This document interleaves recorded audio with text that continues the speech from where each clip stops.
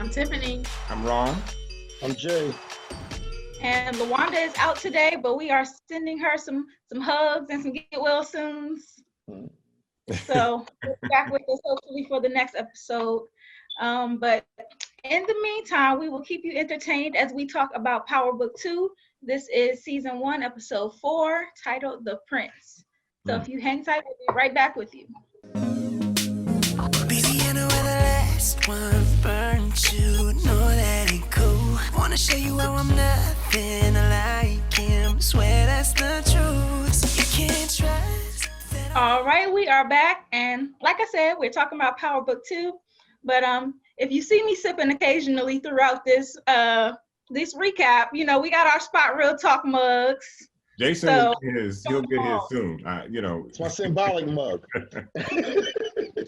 These are really nice. These are really nice. They are. We got the merch coming soon, so stay tuned for that. Yes, indeed. So this episode had a lot going on. Wow. Is the episode leading up to the mid-season, that 5th episode mark where everything usually starts accelerating really quickly. But it seems like this episode already had a lot going on. Mm-hmm. So I don't even know where to begin with this one. How about the fact that Simon is now married to a man? Oh my, okay. Well, you know what? Remember when Simon invited Ghost to that party? Yeah. He had those little orgy parties with all the people there, and he always used to hit on Ghost. And the wife said you might find him in a room doing something with somebody he shouldn't be doing. Dude was always around. And so Stern had always made it clear he had a preference. He messed with women and men. Okay. I think the way it was presented to me, it was like, I was a little taken off, sidetracked. Caught you off guard. But if you remember those parties, you shouldn't have been cut off guard. Well, I thought it was his son at first. When they initially brought him in, I said, "Oh, that must be his son." Initially, but when he said he was a husband, and then I thought back to the parties and everything because he did have, we might even remember that guy from back in the day. Yeah. So, he's a youngin too. Stern looked like he on the line of being, Cradle robber. Yeah. Well, listen, dude is just as treacherous as Stern. You see how he playing hardball with Tariq, so you see how they hooked up. He just like Stern. That was a good idea, though. I mean, from a Tariq standpoint, now because Tariq didn't come there for that, and I thought to myself, is this what he really wants to do? I mean, this guy is not tested. He's not vetted. You don't really know other than the fact that you know Stern.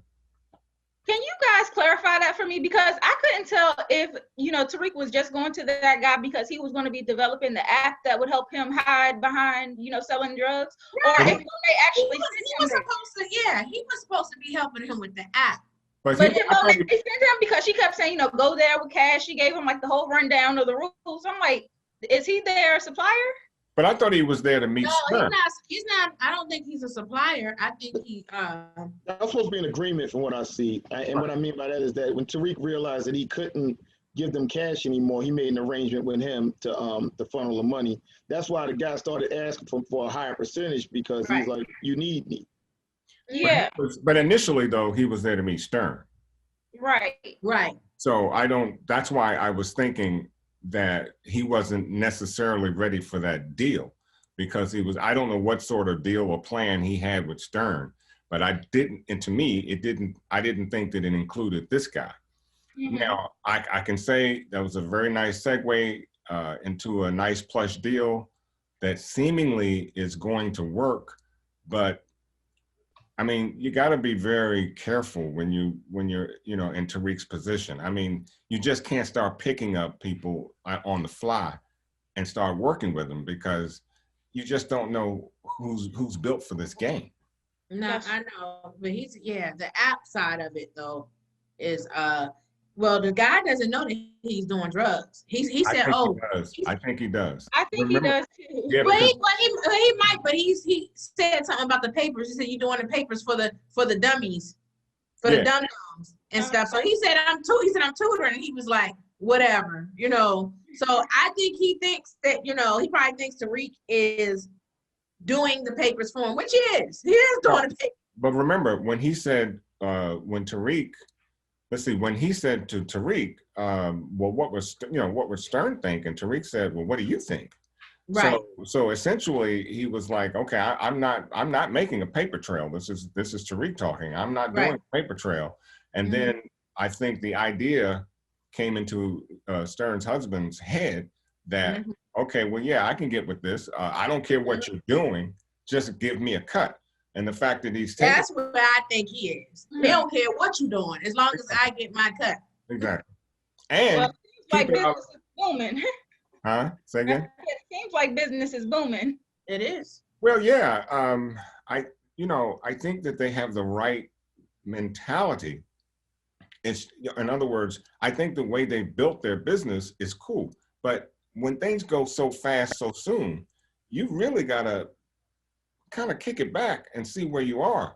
Because look, he ran out of product in what? I don't know what the span time was, but it would seem like he ran out of product in a day. Now you're hustling to get more product. I don't know. Yeah, I think it's creative of him to hide the drug dealing behind the tutoring app, but it takes for one person to get pressured, you know, on that campus, and then somebody snitching, and they gonna be like, "We use this app," and the app is very because you're setting up a paper trail in essence. Exactly. But they don't know who created the app though. But it doesn't matter. The cops are not stupid. They can figure out from following algorithms and information. They can tell. Right. I'm talking about like the kids. They know they're doing app stuff. They don't know who created that app. And he's recruited a network to kind of distribute for him, so that was smart. But either way, I mean, all it takes is somebody to get pressured enough, and they'll give up whoever. Listen, Brayden is kind of hot. Brayden is like, he reminds me of Tommy, like, because he's like just unpredictable. Because you know when Sack's niece came to the party, Tariq immediately rolled out. He like, all right, he bounced. Like he was like, he picked up on her energy or whatever and was out. Right. Brayden was immediately trying to match. He was trying to hit on her, get some female attention, I think, because everybody. So he didn't pick up on anything, and so he just strikes me like he could be the downfall. I saw in the previews that Tariq is going to put him on the game next week, like he was, you know, telling him the role of the chess moves, because Tariq is playing chess. Right. And therein lies, but that's the problem. That's the problem with Brayden, because he's so aloof. And, you know, he should have rolled out too when he saw her. Hey, I've never seen you before. I don't know who you are. Right. He's real carefree.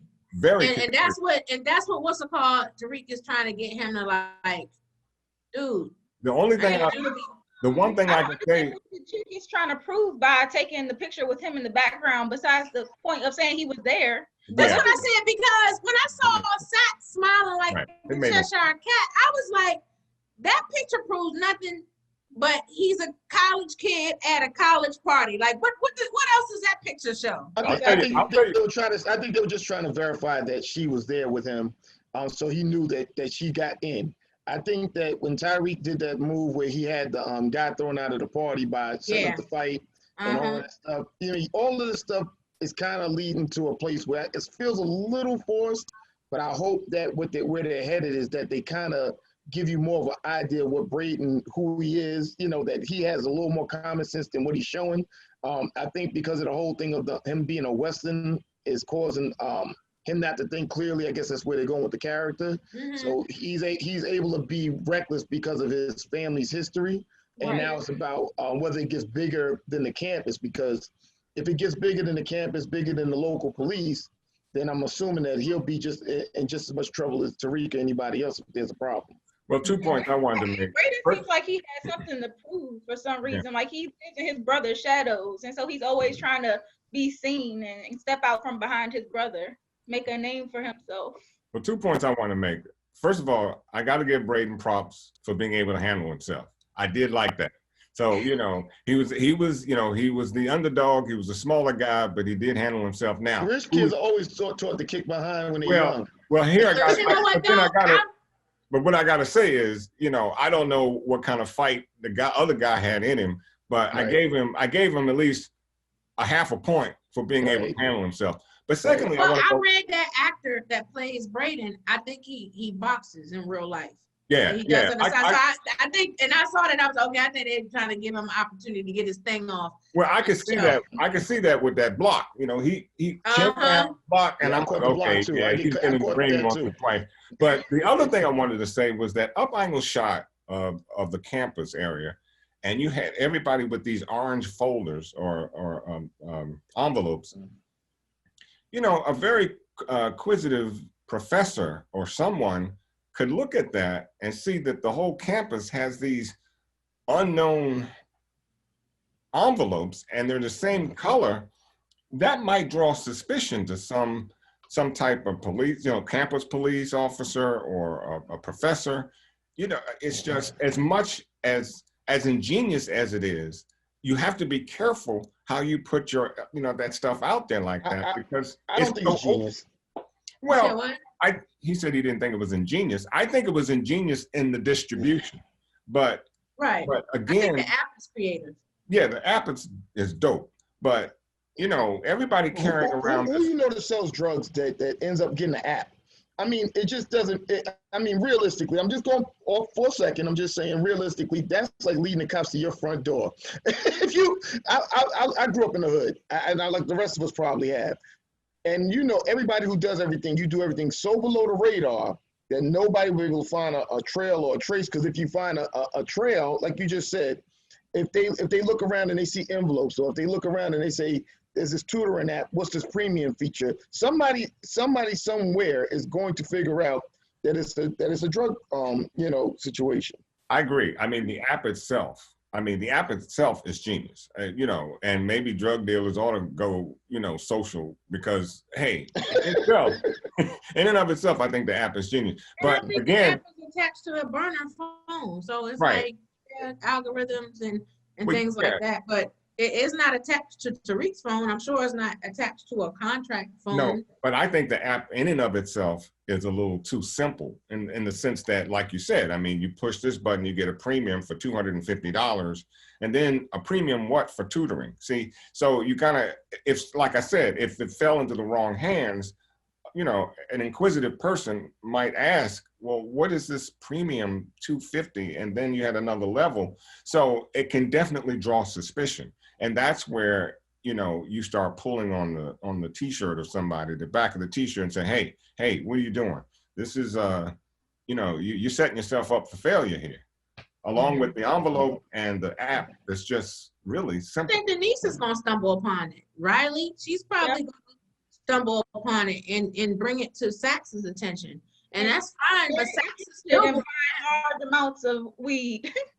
Well, yeah, Sax is still going down, because first of all, here you are again. You know, you already have been, you know, Davis called him out for approaching a minor, following Tariq to his school, all that other stuff, doing stuff just beyond the pale, and he's doing it once again. Now he got his niece involved. He's really gonna mess up the family name. And there's the problem. His niece takes a picture, and she's in the picture. Mm-hmm. And so Sax is still doing the same thing that he was called on by Davis. So now you have this picture that demonstrates Sax is not over his game. He's still doing the same thing. That's what I'm saying. Sax is going down. Sax is going down. And then the family's going to be pissed because you didn't involve the niece. Well, the brother already said, when you screw up. Right. I'll have a job. In the first episode. And I was like, this is foreshadowing. Yeah. Sax is going down, because you know what they're going to do. My prediction from last week, they're going to put Tamika on the stand. Oh, yeah. We already figured Tamika got it. And that's going to blow Sax up. And theoretically, that's probably the only move Davis has now, because all of his, you know, other attempts with Blanca, you know, shut it down. yeah, He was able to counter. Yeah, Sachs just countered that. But he can't counter the fact that he had Tamika sign a waiver and Tamika represented him. No. But yeah, his rebuttal against Blanca was pretty good. I was a little impressed. That's what I'm saying. Sachs is smart. Oh yeah, Sachs yeah. He had his game face on. He did his thing, but he's still going down because that Tamika situation is getting ready to blow him up. Yeah. And even Tate, now the way he flipped it back around, he was like, this guy is out of control. Yeah, he is, because he wanted to go up there and blow Ghost up, but the DNC was like, no, you this is what you gonna say. Right. I was telling Ron, I said, Lorenz Tate's character is my favorite character on the show. I said, he's a really great actor. I think he has a lot of range. He knows how to mix a lighthearted comment that is serious and everything else. But I think that I think, to be honest with you, they should have just gave him his own spinoff. I'd have watched that show. He is gonna have one. He's gonna have one too. Yeah, because he's the only show that I'm really looking forward to.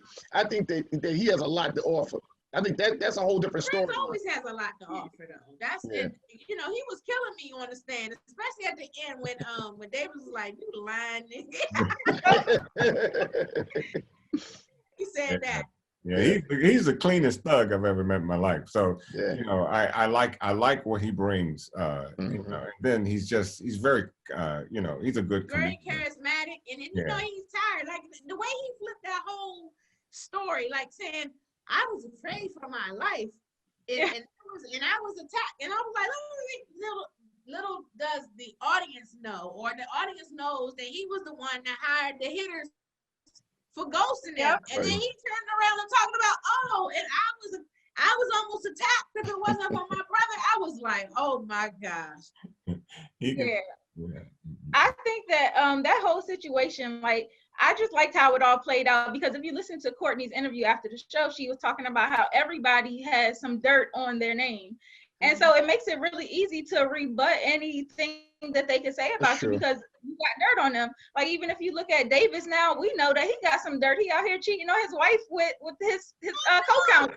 I know, cheater. But she didn't seem like the type, though. That's what got me. And I think that's why I was like, I was blown. What's the type? Oh, come on, Tiffany. What's the type? Come on, Tiff. What's the type? She did sound straight-laced at first. She was trying to play basketball at first. Thank you. She was extremely straight-laced. I mean, she wouldn't even take money. So I'm thinking, wait a minute, does he really need this? What's the type? Okay, Tiffany, we'll talk about it when we get off this. She keeps her ethics in check when she's on the job. Right. When she's off the job, she's on her time. And I think that her character is supposed to be, you knew it had to be something behind it, because she's so straight as a board. They had to throw something in there, I guess, to make her character multidimensional. I mean, they probably worked together for a long time. And sometimes, that's how them office work romances start, So some feelings probably got involved. And that's what she said. You heard the shade when he was putting on his ring. Yeah, you might need this because so-and-so. I was like, her feelings are really involved. Well, that's what happens. And you would think Davis would be aware of that, because Davis does need her. And I think she mentioned that, after they had their little, Yeah, she's kind of the reason why he's been undefeated. So right. Exactly. Well, that's what he keeps him close. That's what I say. He's he's a selfish. He's a trip too. He does everything like, within the law and stuff, but he is a trip too. So do you guys think it's a smart move for Paul to have told Tariq to do the wire payment rather than cash now? No. Because I feel like that's traceable. It is. They wanted to get from under it themselves. And so they said, look, if there's a problem, they don't want to be known to be laundering money. Right. If you bringing over large amounts of cash and he's just turning it over without any paper trail, they're supposed to report that to the IRS just on GP. So I think it works out. It's going to trace back to Stern. Well, yeah. Right? And Stern got juice. Oh, yeah. Stern has juice. Yeah. So he knows how. He already had shady corporations. Remember, he was hiding the money from the ex-wife. Yeah. So I bet you if they do trace it back to Stern, he'll find a way to make that go away.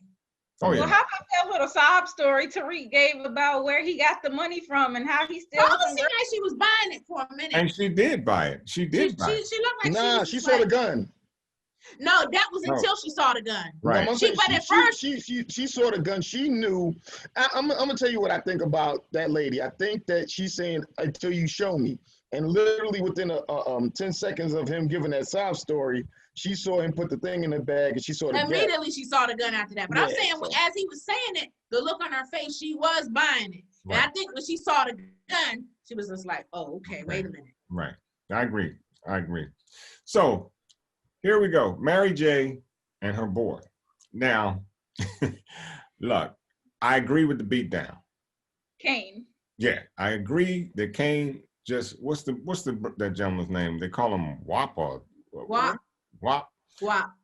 He beat the hell out of WAP. I appreciate that because you were off his mama Buddha, Yeah, Punta. You don't do that. Right words. Big time. So yeah, you got to beat down. But here's the problem. That's another conflict now. Because I don't think WAP is going to take it lying down, although he had. Well, it's a conflict with Lorenzo because remember Lorenzo said that WAP's dad took a bullet for him. But that's where I'm going. She's going to have an issue with. But that's where I'm going. She's going to have Mary J is going to have she's going to have a conflict with not only WAP, Lorenzo, because once Lorenzo finds out, because he nearly beat that boy to death, so he ain't going to be up in the streets no time soon. So. What's Lorenzo going to do?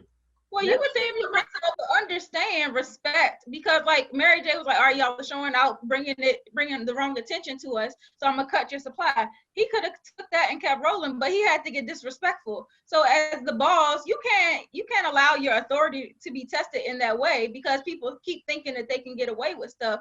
So Lorenzo should be well aware of having to check your people. But that's why Lorenzo should have done something the first time Mary J told him about it, but instead he didn't, and it's kind of now this power struggle between Mary J and her husband. I got a prediction about that. Yeah, I think she gonna off Lorenzo.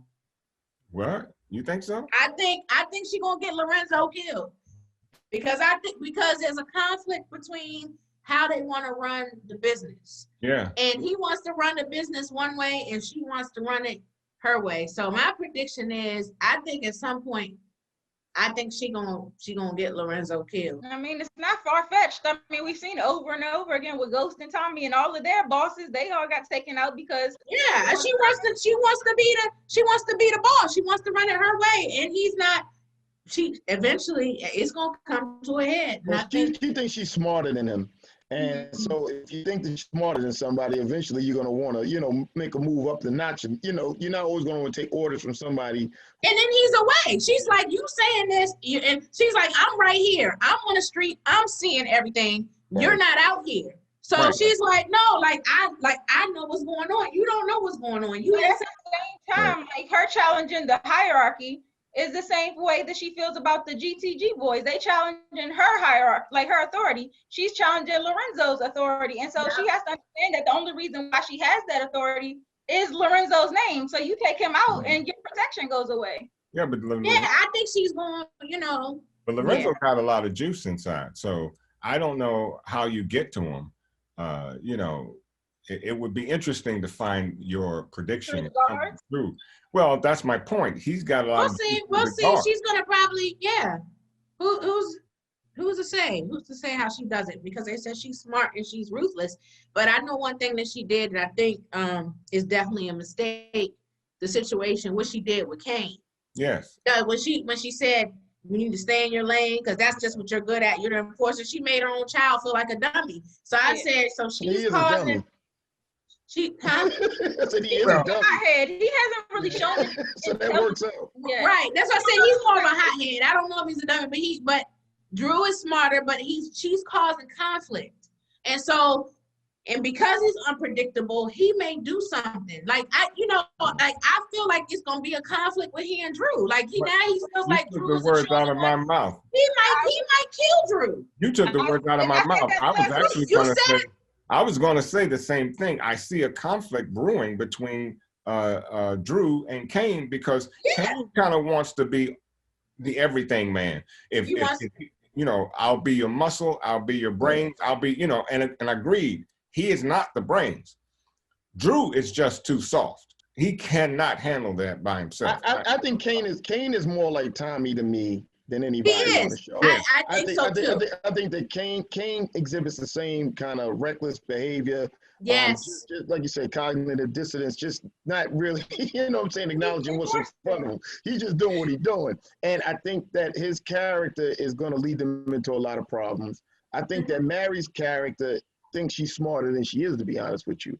I don't think that everything that she's done up until this point is always smart. I think that sometimes she makes the moves that seem like they make sense, but like, I don't know if she's betting on getting Zeke to the, like I said last week, I think she's like betting on him making it so that she can kind of use that as an exit plan. Exit strategy, yeah. You know, but I don't see where she's really lining it up properly, because you're putting all this weight on Tariq to so-called tutor this guy who's really going to school for him, but you're not putting any safety precautions in place that if Tariq fails, because it's overwhelming him to do drug dealing on one level, going to college on another level, mother in jail on another level, and then doing another college admittance for Zeke is not giving Tariq any room to grow into this drug king that they're trying to set him up for.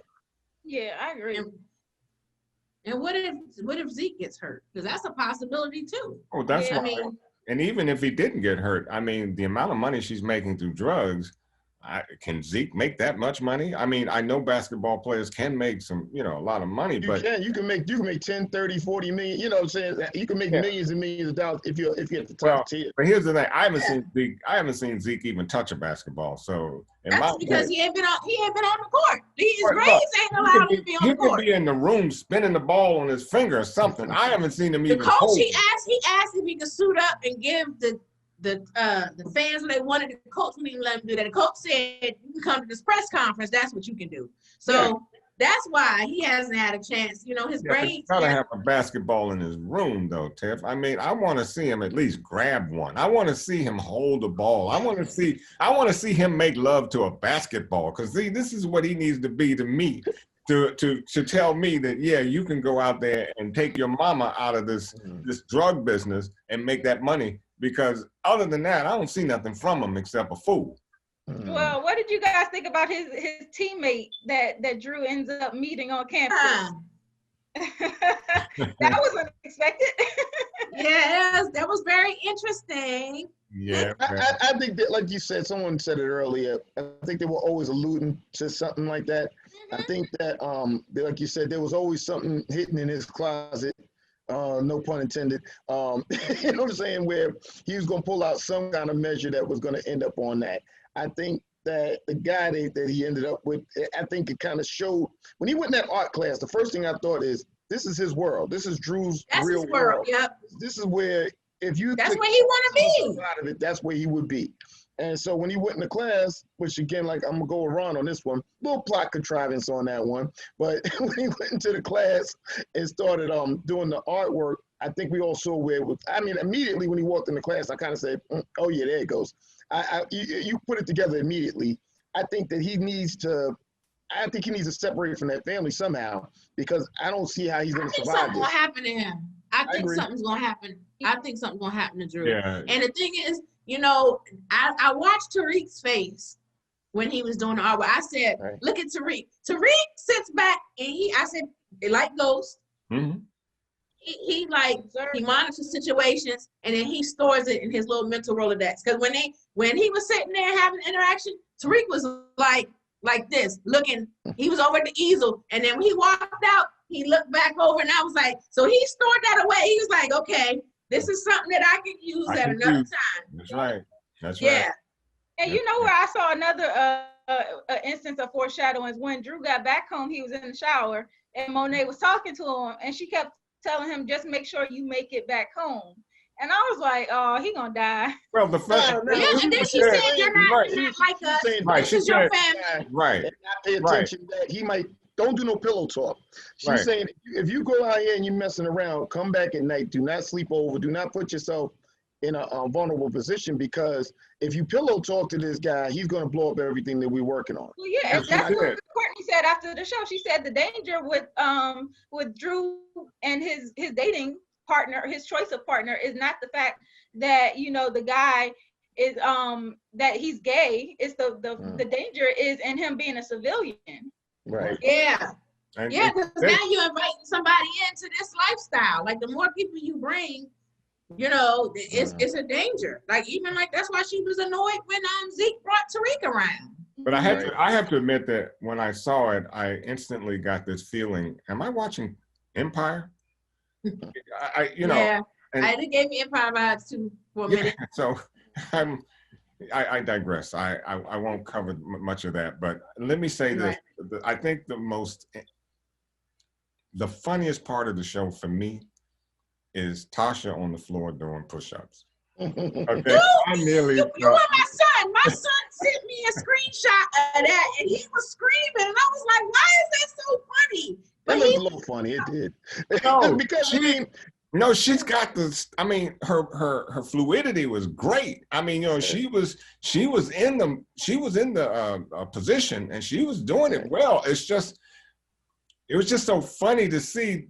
I mean, what, an episode or two ago, she comes out, you know, steps out the truck looking like diamonds. And I was about to say, I think it's the contrast between her usually being so glammed up and prissy versus her in these little raggedy cornrows doing push-ups in a cell, and she's so small that it looks funny. Yeah, she's so tiny. Yeah, she was in there. Yeah, I'm telling you, I cried. He did too. I was just like, so funny.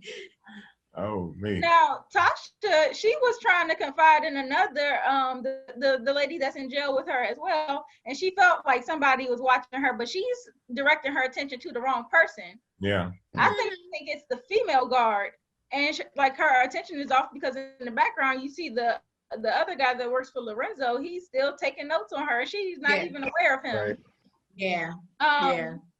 But when she gets that text message kind of towards the end of the episode, I guess it's from Lorenzo, and she's like, he's basically saying, you know, Tariq gets to live another day. He's making but it was a picture of Tariq like in the art class. So I was like, so who sent that picture? Did Drew take that picture? Yeah. When he walks in the room, he takes 2 pictures. Yeah, Drew took 2 pictures. Yeah, that was Drew. As soon as he walks in the room, he takes the pictures. Yeah. So I was just wondering, like, what is Lorenzo really trying to play this game with Tasha? Like, what is the end game with that? Like, is he trying to scare her into submission to him? Well, I think he said, you know, to make sure they keep Tariq in line. Like, you know, Monet made that comment. She was like, if once you know, she said, I can control anyone. Once I know what they want, she said, I can take it away. So I think like Tariq, Tasha is Tariq's mother. So she's like, she's gonna do whatever she has to do to keep Tariq safe. So they're sending them, you know, they're sending her those pictures and stuff to help Tasha keep Tariq in line. But the question for me is, did Drew send those pictures to Lorenzo without Mary's, you know, acknowledgement of it, or was she involved with that? It probably was involved because she was the one that told Lorenzo to make the call. So he may have sent it to Monet, and then Monet may have sent it to Lorenzo. Well, I mean, it's left open. They all have burner phones, it seems. Yeah. Right. Yeah. I mean, it's just open for you know, for questioning because we didn't see it in there. But I would let's hope that that's the case, because if that's not the case, then Monet is not in charge as well as she may think she is, because she, you know, Kane is definitely a loose thread. I mean, eventually. Yeah, he is. And you don't do, when you start treating people like that, you know, the thing that I thought of when she did that to him, I thought about it last season when Dre did that to 2 Bits. When he sunned them like Francis, like once he started disrespecting 2 Bits and them, they no longer was on his team, you know. Right. And 2 Bits, you know, they turned on him. Like, you gotta respect your people. Mm-hmm. And when she did that to Kane, I was like, oh, this is a mistake. Yeah, I think it's a sensitive, you know, relationship, because not only is she like your boss, you're higher up, but it's family. And so sometimes with family, you feel like you can say certain things to them that you wouldn't say to somebody else. And so it's like it's a very like rough situation because he can't really challenge her in the way that you gotta be careful. A rebellious kid would challenge their mother. And one more thing, I think Monet made a mistake, taking out WAP like that, with Kane. If I were Monet, I would have had somebody else do it. I would have had someone else, not Kane. I would have someone else just take him out quietly. Just take him out. He's not supposed to be dead, I don't think. Well, I mean, look, that beat down, I doubt if WAP's going to take that and, tuck his tail on. He'll be back. He'll be back. I think the thing is this. I think that the way that they kind of brought that character together, they didn't leave a lot of room for somebody else to take him out because everything that was done is done in real time. They don't, that's what I guess I'm saying. What I said about her not being as smart as she thinks she is, it's like a lot, like she was walking away giving them, like he said, attaboys on the beat down, but not saying like, now we got to deal with this, which would have been the more, like you said, the more prudent thing to do is just say, hey, look, I know somewhere in the near future, he's going to be back. So let's figure out a plan now. And she doesn't seem like she's 2 steps ahead of the situation. Yeah, that's true. I certainly don't blame her for, trying to get him straight, but now he's out. They said he's out, and Tariq, and she, brings it up to her family. Tariq's going to, in a word, take their position, which, okay, we kind of know that. So, but what does that leave for WAP? There's a hole there. There's a void. So, does he just, tuck it and run, or does he try to come back with something? Which I think. Well, I think that's what Jason is saying about Monet not really being 2 steps ahead. I think she's just trying to be the enforcer and assume that, beating him into submission is going to work and he's not going to try to retaliate. But that's very, naive and not really being like boss-minded. You got to expect the unexpected. It would have made more sense if he had made that comment and they would have said, really? All right, you got that, and walked away. And then later that night, you see him getting strung up behind an alleyway somewhere. Exactly. And that would have made, to me, that would have made a lot more sense. And if you want to go as far as consistency, that's more along the lines of what Ghost and Tommy would have did back in the days. Right. They would have said, okay. And then you look around, like you said, somewhere later that night, you see a dark alley, and you see Tommy behind the house, stringing the guy up. I don't think that. I'm thinking about what you're saying, and I think they were trying to send a message. Did any of you guys read The Prince? Yeah, I started reading it. And I read The Prince in college, and one of the things. Oh, The Prince, I got you. Yeah, the story. The Machiavelli book, I got you. Yeah, the Machiavelli. Yeah. One of the things that the main premise was like you rule by fear and violence, and you beat them into submission. So when I saw that scene. That was very much. But it's also saying not just ruled by violence and fear. It says when you attack in whole. Don't leave anything left in there. So when you attack, you take him out. He's done because you don't want him to come back on you from behind. And so, and that's. But I think they did it too to send fear through. Everybody that was with him to send a message like this fear? Is like his boy drew a gun. His boy drew a gun, and she said to him, "Look, you really want to do that?" And but what I'm saying is, there obviously wasn't any fear with his boys because I wouldn't have drawn a gun on Monet. I was going to say this because age plays a role in this because a lot of this is a younger group of dealers, and so a lot of times I think they feel like, oh, if he can call her a B to her face and get away with it, then what can we do? Like we can get away with some more. So I feel like she had to do something in that moment. She did. It's like it's not going to be tolerated. I agree. I mean, once he did that, my point is, once he did that, he just signed his death certificate because he cannot get away with that. And to me, that should have been more than a beatdown. He should have been met in an alley at night, some other night, and taken out. Well, you want to get real. They should have never even approached them as a group. That's my point. This is the second time they've done that. When he went into the party and Drew walked up on him, there's a group of people. It's like 50 people behind him. And I'm like, again, I don't understand why they're setting it up that way. Why wouldn't they say, hey, we're going to catch this guy at his house. We're going to catch him at his favorite spot. and catch them on the humble. Everything that they seem like they're doing, that's why I said she's not necessarily as smart as she thinks, because I don't see a lot of strategy. I just see them doing brute force. Yep. And brute force will always come back to you. That's true. And if you think it back to Ghost, like Ghost was never going to meet with Nomar or the lower level drug dealers. He was straight to Ruiz. It's like boss talk to bosses. You don't talk to the lower level guys. Well, you see, she only is the boss in Queens. Ghost was the distributor for all of New York. So Ghost was a boss. Right. She's a regional boss. She's an urban hood. So and that's all that is. Because if you are Queen Pen, you're not supposed to be up in nobody's face like that. No matter what, you let other tiers do the work for you. It's just that simple. So all it takes is the cop to roll up. Mary, I can't run away in them stilettos. Well, she got Ramirez. That's why she keeping Ramirez close.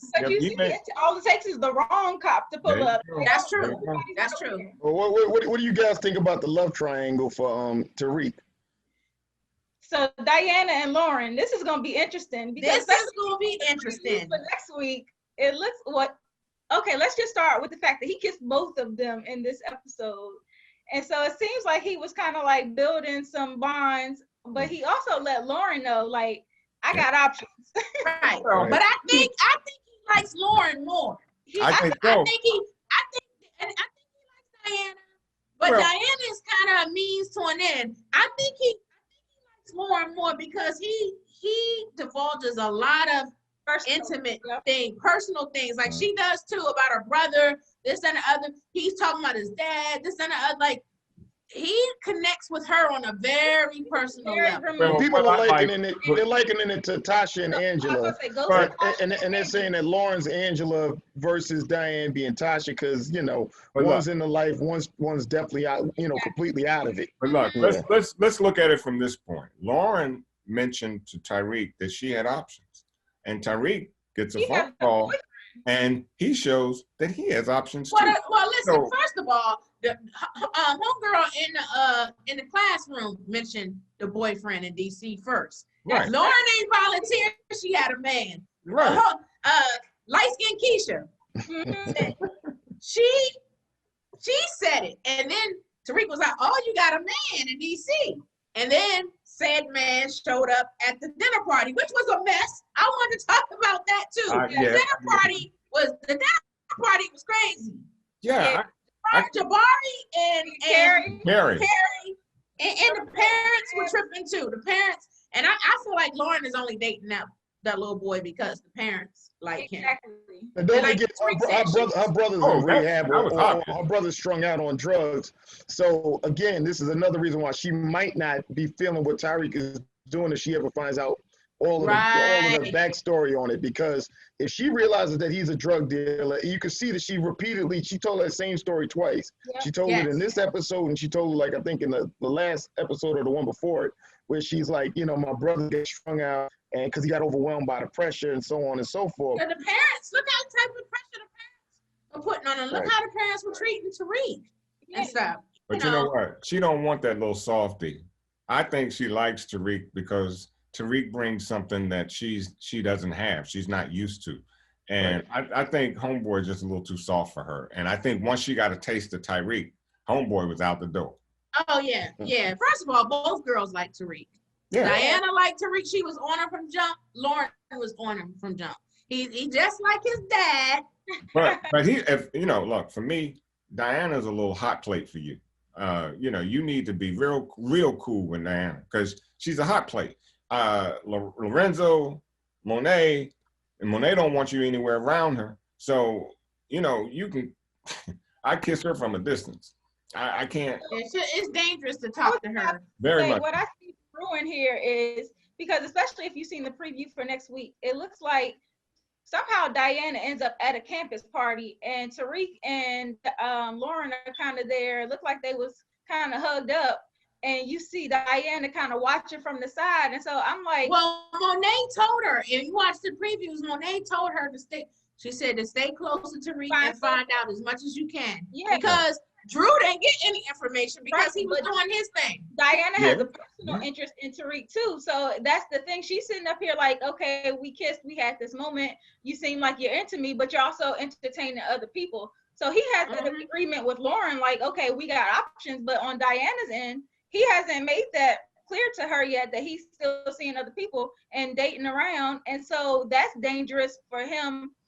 Yeah. And even in terms of that family, like, you don't disrespect my sister, my daughter, like. Oh, yeah, because Zeke can be like, hey, you told me that you were asking Monet for permission to date Diana, and you at the party with this chick. Yeah, you got 12 seconds. That could be drama. That could be drama. There is drama. Oh, you can bet there's drama. You know, you need to leave Diana alone. Just, I'm sorry, babe. You know, it could be nice. It would be nice, but it ain't happening.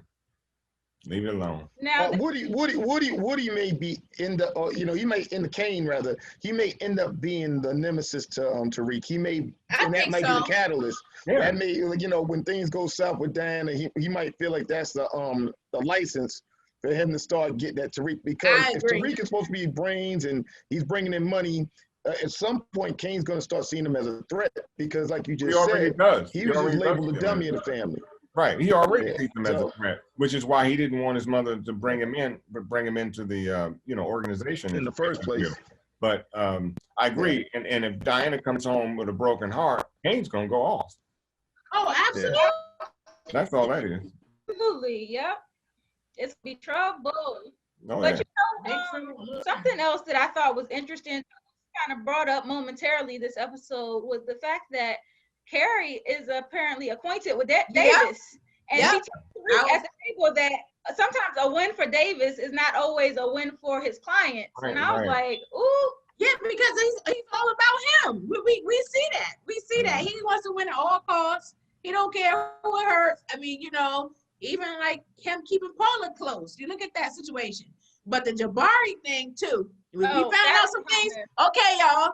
Dominique, who's in the comments telling me I was a man hater because my spidey senses picked up that Jabari was trash. Jabari is trash. Jabari, he was trash. When Lauren said she wanted to talk about this over dinner, he was like, oh, outside of campus? And she was like, yeah, my parents' house. Did you see the look on his face? I was like, oh, this man has a thing for young girls. Well, him and the other lady, forget her name, the other professor. Yeah. The thing that they had between each other is that they both seemed like they were sex addicts. I never got the vibe that it was one-sided. I got the vibe that the both of them are in the same boat, and that's why when they're together, it's supposed to be on site. They going off. They going off each other, right? Why then would he tell her, Lauren, to invite Carrie? Oh, he switched. He pivoted once she said we want to have dinner at the parents' house. Yeah, but I mean, watch the episode again. No. I got that. He was like, "You want to have dinner on Carrie?" I got that. I got that. But he could have had dinner. Did you see Carrie's face? Carrie's face said it all when he said that. She was like, "Yeah, he's very hands-on with the students." But my point being is, he could have had dinner. They could have gone out and done something else later. Doesn't mean you had to be at dinner all night. Yeah, done something else. Yeah, I think he realized he was. I think he realized he was kind of busted. If you understand what I'm saying. That's right. When you say something, he took a step too far in the comment, and so then when he backpedaled so hard where he's like, and bring a friend and bring a and we'll be do this, because as soon as she said at my parents' house, he realized that wasn't the kind of game she was playing, and so I think he was covering himself. That's what I'm saying. Now, at first, I think he was like, oh, off campus? He was like, he leaned into that thing. And once she said, she did. He leaned into that thing. And once she said, oh, in my parents' house, he was like, oh, now we can he pivoted. Yeah. But here's the interesting thing to me about all that is you never ever showed any outside interest with Lauren until that particular point. And I guess that was rather jarring to me, because I'm like, okay, wait a minute. With the exception of Carrie, y'all knocking boots every chance y'all get. And it seems like the more angry y'all are at each other, the more y'all want to screw. So because that's why I said they both have addictions. I don't think that it's a one-sided thing. Oh, it's not one. Oh, it's I not agree with you. one-sided. It's not one-sided. Yeah. It's not one-sided But I because they didn't were think- going at each other. because he handled the graduate student in a different manner. It seemed like she was more of the aggressor, and he kind of capitulated with it and said, "Okay, I'm gonna She get." was. Yeah, but then remember, she tries to walk out of the room, and he Well- pushes the door closed and brings He her sure back did. in. He pushed the door Well, shut. so- Jason, when somebody lights that candle in you, man, and now Everybody likes that candle in them, though. and now I mean, like listen, there's a candle is lady in the burning, cafeteria so- probably like that candle in him because he doesn't seem like he has any discretion. Exactly. Yeah, I'm saying. Exactly. Lauren was here and light the candle in him until she said the dinner was at her parents' house. Exactly. I think he likes the fact that the women approach him and then he takes advantage. He doesn't necessarily come out because that'll blow up his spot. Right. Does he have an apartment? Is he homeless? Aggressor. Is he homeless? Why is he always having sex in the office? This is the third time he's having sex in the office. Does he not live anywhere? Well, Jason, it's like that addiction. Addiction is addiction. You give a drunk a fifth, he gonna drink it no matter where he is. Yeah, but he goes home and drinks sometimes too. He doesn't just drink at the office. Yeah, That was a little odd. it's that you would available. leave a dinner party and go back to the office. That was strange to me. That was weird too. Again, where was that coming from? They didn't Right. ride together because she got there before he got there. So again, I didn't understand that. And when they went back to the office, like I said again, it would have made more sense to me if somehow they were at the same place or they came together for some reason. But she shows up, if I remember correctly, and I'll watch it again, she shows up like a few minutes before he does, right? Am I correct on that? I gotta go back and rewatch it. yeah. I And guess- the argument seemed real forced to me too. Because I was like, Right. what they arguing about again? Like, Because basically Jabari told her, Carrie was saying, I know about the grad student and I feel like you only invited me She to did dinner. let him know. She did let him know that. Yeah, she was basically saying what you were echoing last week, like you invited me because you were trying to rub it in my face that, Right. you're dating young girls. And he was basically telling her that she has an identity crisis and she Right. herself for liking him so much. But and then then- out of nowhere, they end up just getting it on. But then he said it wasn't the only. The last one wasn't the only college student he slept with. Right. He made a comment about that too. It doesn't make any sense that these two don't have some sort of a situation where if you're going to do all of this work, if you're going to be smashing all of these college students and friends and family, take it to the house. Why is the office the In the apartment? comments, my spidey sense was tingling. Jabari is out here getting his R. Kelly on campus with the young girls. Well, R. Kelly's strong, but I know what you mean. Yeah, he's a bit. That's a good one. That's a He's R. trip. Kelly-ish. The girls may be they probably 18, 19, but they're still younger, much younger than him. Look. They still kids. Graduate students are usually in their early 20s, mid 20s. 20s or whatever and stuff. But how old is he? They still young and impressionable. He's still using his position. He's still being Tiffany, that word impressionable. You love that with these young girls. I see it with Tasha now. I see it with Lauren now. Young women are impressionable. They come on now. And he's a professor. They're not impressionable. It's a power thing too. They're not impressionable. The girl literally came in the office and told him what she wanted out of him. Exactly. It wasn't person. She was bragging about his book. She's like, yeah, they are impressionable. Like he know better. He should not be in the office. If you guys have seen the chatter in the comments and amongst social media, a lot of people felt like that was contrived, like Tariq or somebody may have sent that girl to set up Jabari. You might have to wait and see if that actually is part of the storyline. I thought it was too, because I was like, he didn't give Tariq credit. I said, I wonder if, we already see that Tariq is playing chess. I said, I wonder if he sent that girl there so he can have something to hold over that professor. Yeah, it's possible. But one thing I wanted to comment on just briefly is there were 3 different love scenes in the episode this week, and none of those 3 even hold a candle close to what Ghost used to be doing. I feel like, I don't know if it's the fact that there are new actors and maybe this is their first time filming love scenes. I said to Ron, I think what that is because if you look when they did the first Power, that the actresses that were on there were already 50 Cent said this in the first series, He said everybody was contracted to do nudity. Everybody was contracted to do a certain amount of sex scenes. I think with this, what they're trying to do is you got a bunch of people who like Mary J. Blige, like, I ain't taking my top off. The girl from This Is Us, which is Carrie, I know she did the same thing. And even when you look when Davis is having sex with the lawyer. He the only if you notice he's cupping her in a certain way. They're dialing it down because the people who are on it obviously didn't sign that same waiver that they did in that first series. Matt showed his butt though, but social media really like that little episode with him showing his behind. Listen, Matt's physique is tight, but anyway, Tariq, he has love interest, and that's fine. That's natural because he's a kid. I don't know if I'm ready to see him in no sex scene. Yeah, I don't. And they'll probably start that soon because now he's supposed to be 18 now. So you probably got a couple episodes before you get there. Even next week. But I'm like, I don't know if I can handle seeing Tariq now Omari goes now, Omari can do those love scenes. Look, Tariq gonna get himself some next week, and it's gonna be with Diana. So you might as well get ready. You think it's gonna be Diana? It's gonna be it's gonna be with Diana. Look, Diana went into his room, right, with the drugs, and sat down on the bed with him and kissed him. So she's already, she's just but you got to think like this. Lauren already put it on the table where she knows what's going on with him and Diane and whoever else, and she like, hey, look, I'm down. You could see the look that she gave at the end of the episode when they kind of brought up, she said, who's that?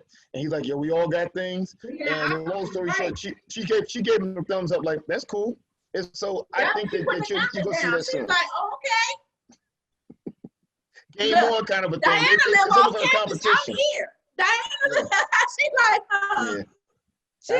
she got home. Look, Lauren got home court. She on the campus with Tariq. I don't think. I don't know. I don't think she's quite ready for that right now. Anyway. Oh, I know Tariq just turned 18, but I'm not ready to see him, like you said, on camera doing those things. They need. Oh my goodness! I mean, he's gonna have to. He's growing up. That's part of life and stuff. I'm just saying, me personally, it would be difficult for me to watch. What they should do is dial it down anyway. I think it's coming across very soap opera-ish. I think that they need to dial down this whole love scene thing anyway and start concentrating on these storylines that are more, pertinent to the plot. I think that all of that stuff is cool, but all of these, every day, like you said, 3 sex scenes is a little egregious. It's a little. It's just a little much. I mean, the fact that they were almost back to back to back, and I'm like, it was. I felt force fed. And so I'm thinking, okay, okay. Well, now what? I had to kind of grab my temple. I agree. Like, what's really it's just going on? Because they're not focusing on the plot. What we really need to know is who Mary J. Blige is. Every week, I keep getting the same Mary J. Blige. I'm getting the same one every week. I'm waiting for. I can tell you who she's not. She's no queen. I agree. But I'm saying I guess at the end of the day, like what you said, Tiffany made a good point. Like you said, if it's a thing with her and Lorenzo, then let's put that game on. If it's a thing where, somewhere down the line, her and Tariq are going to have an issue, let's start laying the groundwork. But I feel like right now, again, I'm not really any more clear in episode 4 than I was in episode 1 who these characters are. I know that they're thugs. I get that they beat and shoot and kill people, but I'm not seeing the thread where, like I said, I need that tension thread.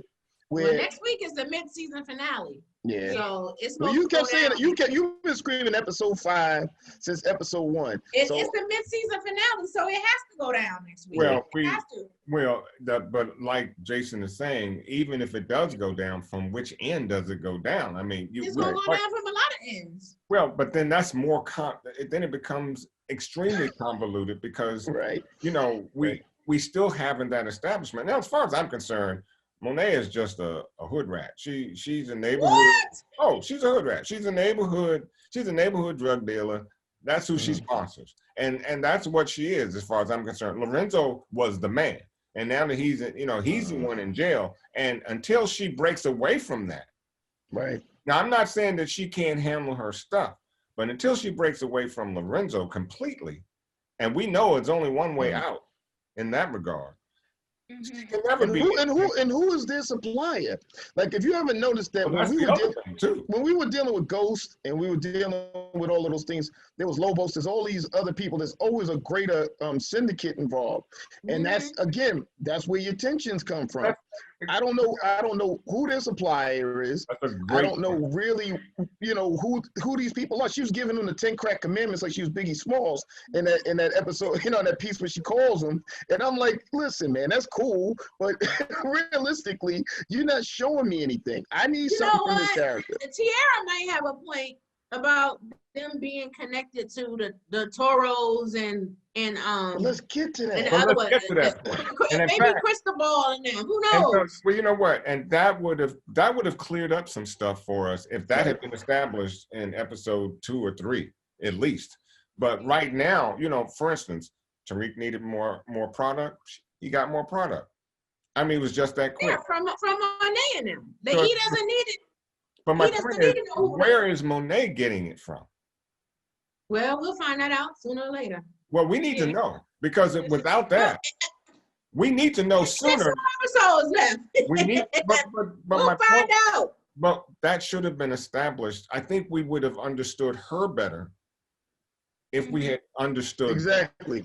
You don't have any empathy. How can you have empathy for any of these characters, or how can you feel drawn to any character when you don't know what their motivation is? Right. I get Tariq is there to get his mother out. I get that completely. But that's the only established motivation that I've seen with anybody there. Braden, like you said, okay, he's wealthy, he's rich as hell. I don't know, other than just being risky, why he wants to sell drugs. If you're taking a character like like Davis, I get he needs a name, but if you want to be realistic, a guy like him probably wouldn't even touch that case without having all of the facts up front. They're doing too much back, like they're going forward and then they're telling you the backstory later on. But Davis really doesn't know what's going on with Tasha. He's figuring it out every week like we are. And we saw that. We saw that when he was in the. Well, you saw Paula been saying from day one, we need to drop this case. Yeah, like she been like, no. She said both of them are pathological liars.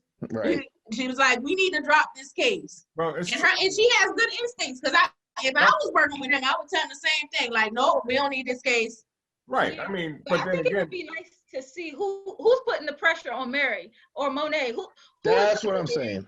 Outside of Lorenzo, like we need to see who are her suppliers. Like, okay, you need to have my X, Y, and Z. You better. You already fired. Your GCG team. You need to get into the soldier out on the streets. We need to see somebody putting the pressure on Monet so that we can understand like why. Who's your antagonist here? And the other thing, did I miss it? Did I miss? But does anybody know how long Lorenzo got time for? I mean, is he in? I think he's in forever. Yeah, I thought he was in for life too. Okay, so if he's a lifer, then she needs to start making her own move. But this again is what I'm talking about. By now, or at least somewhere between episode 5 and 10, she needs to start breaking away from Lorenzo. And the only way to do it is, as you said, he's got to be killed. Because right now she's beholden to somebody that's behind bars that really can't do anything except make a bunch of phone calls. So, and that's what I think is so puzzling to me, because she is out there in the streets trying to do her thing, and then she's got Lorenzo telling her to do just the opposite.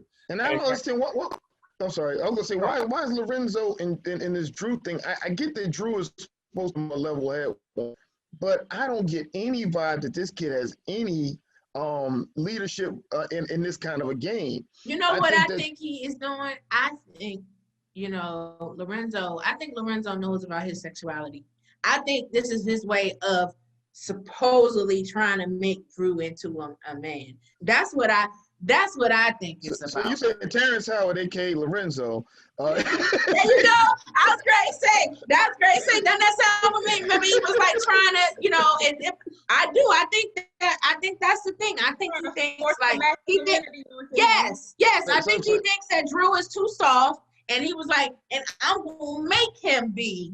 I'm going around on this. This is coming off very Empire-ish. Stop it. I know it's coming off very Empire-ish. I think that the characters are not as strong as, like I said, on the first PowerBook, I felt like I understood Ghost out the gate. I understood Tommy out the gate. I understood Tasha out the gate.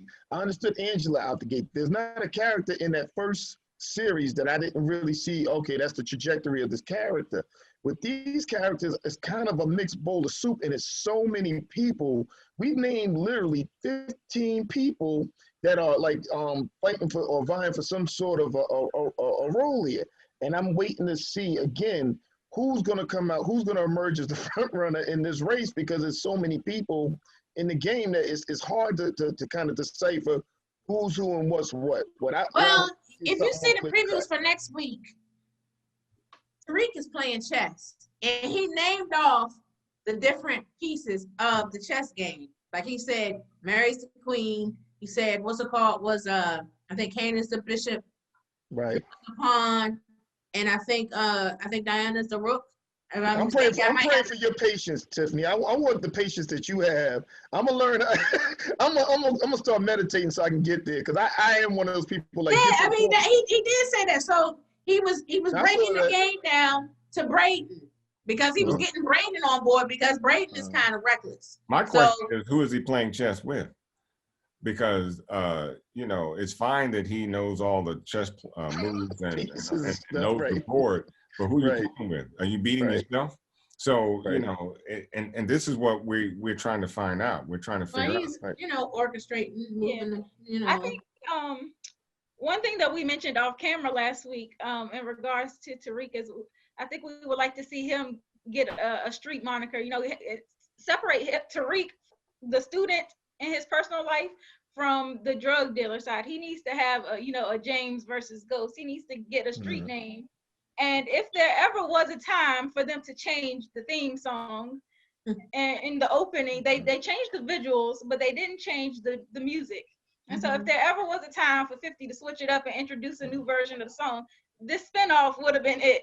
Well, we didn't talk about the fact that they got renewed for season 2. Right. Yeah, That was done, I think, this week. It was. And so I guess they're going to explore all these things over the next 2 years. I just, like Congrats I said, to them. as a viewer, I would just, the one thing I would appeal to them if they do see it or hear this is to say, look, just give us a couple of clear shots as to what the trajectory is for these characters, just so I want to really like these characters more than I do. I really, like I told you, my favorite character is Lorenz Tate. Rashid Tate on the show is probably the best character, because you don't question the thing about his character. You know exactly who he is. If I watch that, every time I watch this, I'm like, I know exactly what I'm gonna get out of this guy, because he's wild, he's funny, but he definitely has a direction.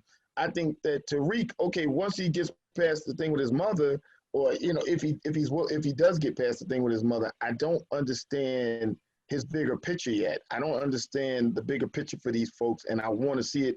I think that episode 1, you can do a setup episode. Episode 2, you could do a setup episode. By 3, this should be getting a little more defined. By 4, we should have a real good read. This is like, we're in a book. We're in chapter 3 or 4 of a book in the way I'm seeing it. And I'm like, I'm not grasping exactly how all the glue comes together, if that makes any sense. Yeah, it does. I think I agree with it. I mean, I think it was, like you said, I think you said this the first time you came on, it was too much too soon. Like, they just threw so much at us, and it was like, it's almost overwhelming to the point where you can't even follow where it's trying to go. Well, that's why I say it's so convoluted, because as much as I try to see the link, every time I think I see it, it's broken, and here's something else. So, it just has to settle down and tell the story of somebody's story. I mean, it's telling all these stories at one time, and look, I'm sure Courtney Kemp has her thing together. I mean, at least I hope so. She did very well with Power, and I'm assuming that she can, pull this out as well. But for viewership, I think maybe it's the writer in me, but I see how it's going. I mean, I see the arc and everything, so that's why I'm like, But you filling in the gaps. I think you're doing a lot of gap filling on your own. I don't think that's for regular viewers that are watching the show. I don't think that they're tying all the ends up. I think, look, we're not looking for you to give me the end of the show. I'm not looking for you to give me exactly the next step of the character. That's not what I mean. I'm saying I just want to clearly identify who these characters are. I want to be able to find out. You know, you want to have a little empathy for a character. You want to have a little like, I want to see this guy win. And right, you want somebody to root for. They're empty. They're empty. Right. They're empty characters. So like we were saying with Monet, what's behind her? So what we need to see is that develop. Want some depth. You want some depth. That's what we want. We want to see that so it can help us along. You know, because right now I don't care who goes. You know, somebody gets shot and killed next episode. I'm like, okay. I mean, okay, when there you go, I'm fine. You know, Lauren, Skippy, you know, Diana, I don't care. I mean, I don't know anything. I agree on that. Well, I mean, look, I'm really not trying to, you know, I'm not trying to downplay or smash the show. I agree with you on that, though. I think it's a good show, but depth in terms of, and particularly as a filmmaker, we know you got to capture your audience within a certain frame, a time frame. I think they got a good premise. I think they just, like I said again, it's different shows. I watch a lot of Black shows because I make sure I try to support all of the Black media that's out there because I think it's important. I think we need the numbers. I think especially right now, I think we have to really put our pressure on all these shows. But it's like I said, you want to see how it's rolling out. When I watch Lovecraft or any of those other shows, I'm watching every week the same way I'm watching this show and critiquing the same way I'm critiquing here.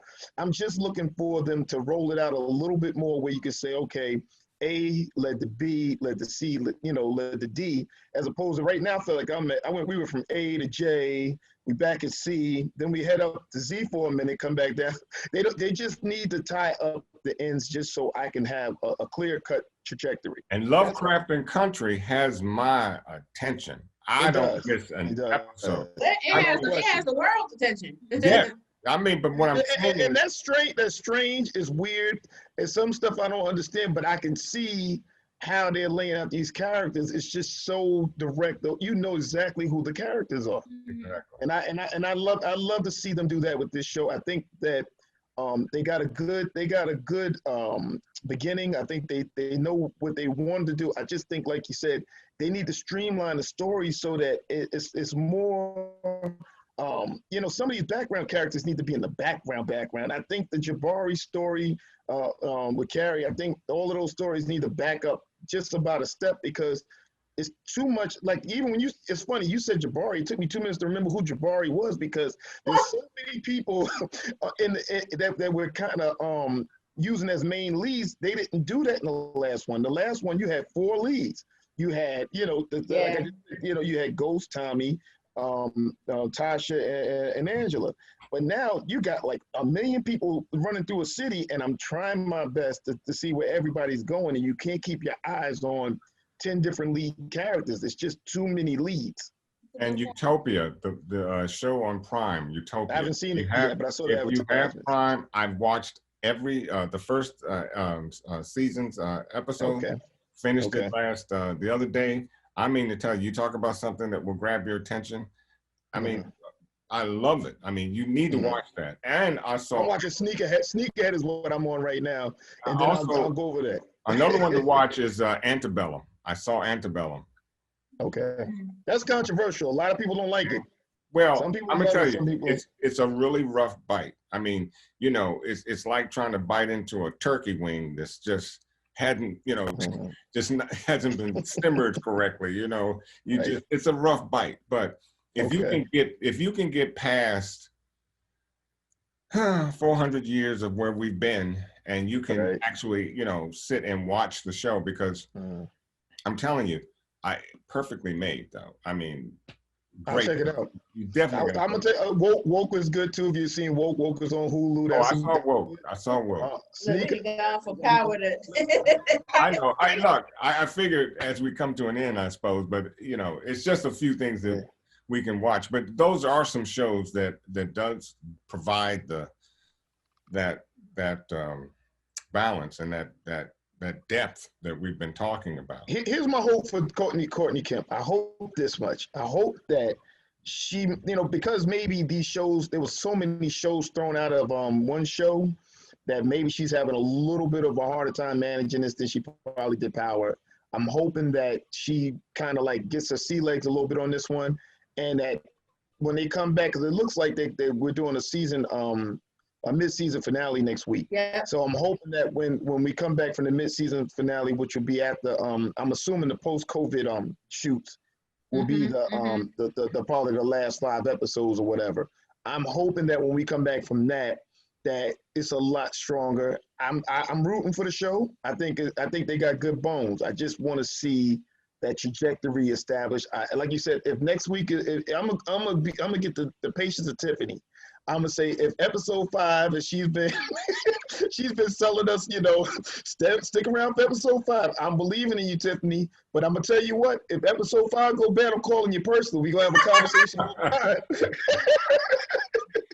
Because I'm telling you, I want some direction on this show. That's all I'm saying. Jason, I got on speed dial, so Listen, hey. I'm just talking about the old Power formula. I like usually episode 5 mid-season is the turning point, and then from there on to the end, Power, pedal to the metal. So okay. Look, I'm with you. So we'll see. We'll see. But this time, because it's a mid-season finale, we can't pedal in the middle on this one. So we got to see what they're going to throw at us for next week to see, like you said, where it's going to go from there. So I don't, their regular formula, they can't even do because of where we are with the world. We just in a weird time. So who knows what we're going to get out of that. Yeah. Yep. Okay. Well, I enjoyed our conversation. I think we did a very thorough discussion of this episode. Like you, Jay, I'm looking forward to the mid-season finale, and hopefully we start getting more of what we need in terms of storyline. You guys have anything else you want to add before we close out? One other thing, I think I want to see Braden with a little stronger role. I think I want to see something come from him. He kind of showed me a couple. He showed me some. The Tommy type. If he's supposed to have, he should have like a larger presence. That's where I want to see it go for him, because he kind of showed me a little bit this episode than he had in the past. Although I still think he can be a danger in some respects, but he's kind of like a loose cannon a little bit. He's too. That's what I want to see him reined in and tighten up. I think Tariq gonna rein him in next week though. When he made that comment. That's what I want to see. I think I'm ready to see that from Braden, because, again, he should have got the gun from Braden. That would have been a good twist. Ooh, if he had that would have been a good twist, because, like I said, Braden probably could have helped him with that too. So. Braden said this ain't his first rodeo. So what he said. What else Braden been into? And then he said to Addie about his sister and stuff. I think his sister was an addict and stuff. So he has a backstory that we haven't even tapped into yet. Yeah. Okay, well, that's a good point. To the viewers out there, thank you guys so much for watching. Thank you for sticking with us. I know we are a little long-winded today. Yeah. But that's all good. We appreciate your viewership. Please make sure that you subscribe to our channel and click the notification bell so that you get alerted every single time we post a video. We send our love to LaWanda. She'll be back with us next week, we hope. And we will be back here to discuss the mid-season finale of PowerBook 2. In the meantime, make sure that you check out our social media. We are at Spot Real Talk on Instagram, Twitter, and Facebook. And Jay, you are at In the Flicks. In the Flicks, INDAFLIX. Yeah, definitely. So give him a follow and follow his work as well. Give him some likes, show some love. Thank you. All right, well, thank you guys for watching, and I think we're going to call it a night here. All right, thanks again. Bye-bye. Bye. Yeah, I'ma let him. I hit the nail on the head, yeah, I'ma let him. All I hear, go get the money. So I go get it. Hate means I do something right.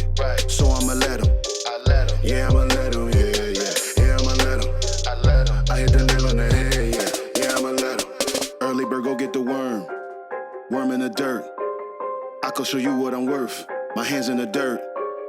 From where they look when you not. A hand in your purse.